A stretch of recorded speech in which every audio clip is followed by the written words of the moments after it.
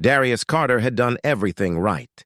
Graduated top of his class in business administration from Georgia State, held 2 internships, volunteered on weekends, polished resume, clean record. He even practiced interview questions in front of a mirror, recording himself until his speech was flawless. But none of it seemed to matter. For the past 8 months, he had been applying to jobs relentlessly. Tech firms, startups, marketing agencies, anywhere that might offer him a shot.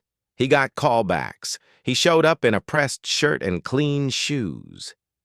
He smiled, spoke with confidence, sent thank you emails afterward. And then came the usual response. "Thank you for your interest, but we've decided to move forward with another candidate." It happened so often, Darius started predicting the exact hour rejection emails would hit his inbox. His mother told him to stay patient. "The Lord works in mysterious ways," she said, but patience couldn't pay rent. It couldn't fill the silence in his fridge or the hollowness he felt each morning, scrolling through job boards. Then came CalmTech, a mid-sized software company growing fast, known for its inclusive values and diverse workplace culture. Darius applied with low expectations, but they replied within 48 hours. He was invited for an in-person interview with the hiring manager, Andrew Logan. The meeting went incredibly well. Andrew was friendly, even impressed. "You've got a strong resume, Darius," he said, flipping through the pages. "You'd be a great cultural fit here." For the first time in months, Darius let himself hope. That night, he told his mom. They laughed. She started looking at furniture catalogs. "Just in case," she said. 3 days later, the rejection email arrived. The difference this time? Darius knew he had nailed that interview. He stared at the screen, numb.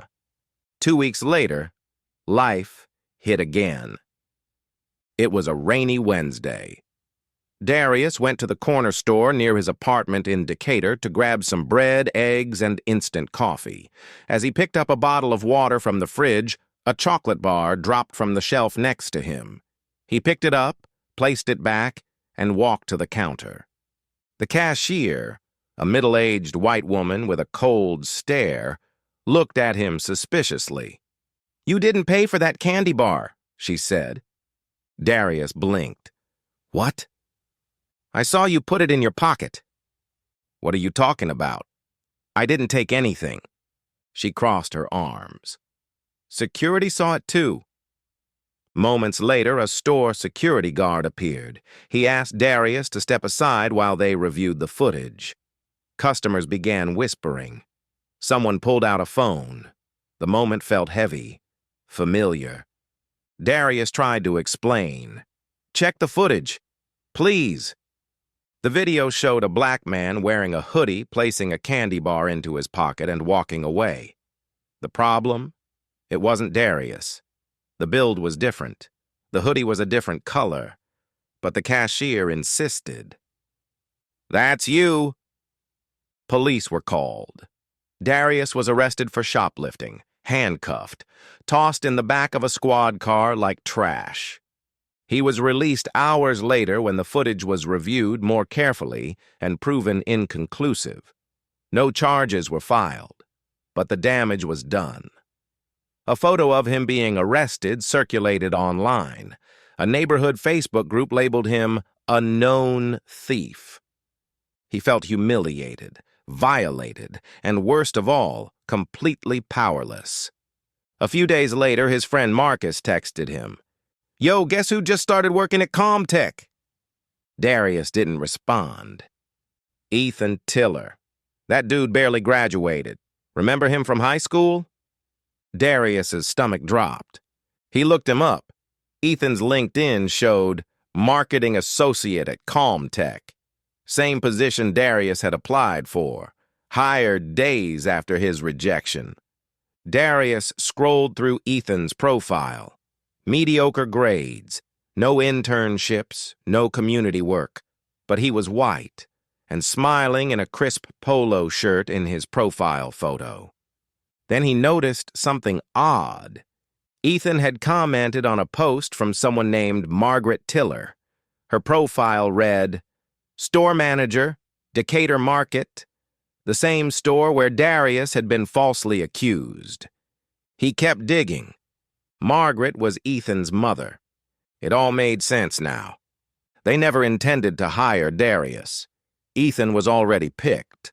Comtech had to conduct interviews, pretend to consider diversity, maybe even meet some HR quota. But in the end, they just wanted someone like Ethan. The store incident? Coincidence? Or a calculated attempt to discredit Darius before he could even question the rejection? He would never know for sure. But what he did know was this: silence wouldn't help him anymore. Darius uploaded a video to YouTube titled, "I was denied a job because I was black. Then they tried to frame me." In it, he told his story. From the perfect interview to the humiliating arrest. He shared screenshots, police reports, side-by-side resumes. He explained how the system gaslights people like him, subtly, daily, endlessly. He didn't scream, he didn't curse, he just told the truth. The video spread like wildfire. Twitter picked it up, then TikTok, then local news. Comtech was flooded with emails and calls. Protesters stood outside their Atlanta office.